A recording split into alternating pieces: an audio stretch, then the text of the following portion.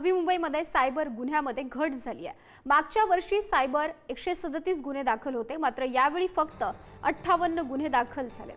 यात जास्त करून शेअर मार्केट फसवणूक असे गुन्हे दाखल आहेत। सध्या 58 गुन्हे दाखल असून ऑनलाईन 78 कोटी रुपयांची फक्त फसवणूक झालेली आहे। असे गुन्हे घडू नये म्हणून, सायबर फसवणुकीच्या गुन्ह्यात वाढ होऊ नये म्हणून तुम्ही नवी मुंबईकरांना काही आव्हान करा? यामध्ये आमचे सीपी सर सायबर गुन्हे होऊ नये यासाठी नवीन उपक्रम राबवत असतात। त्याप्रमाणे आम्ही प्रत्येक पोलीस स्टेशनला सायफाय युनिटची स्थापना केलेली आहे।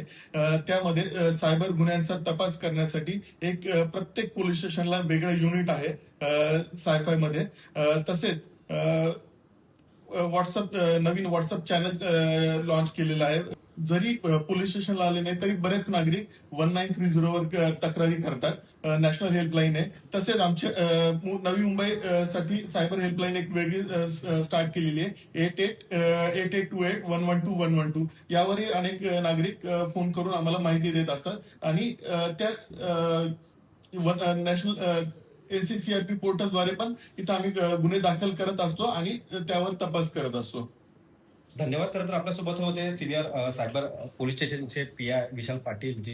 यांचं खरं तर असं म्हणणं आहे की कुठल्याही आमिषाला बळी पडू नका आणि काही असल्यास तर तुम्ही सायबर पोलीस स्टेशनला थेट तक्रार करा, अशी विनंती त्यांनी सध्या केलेली आहे।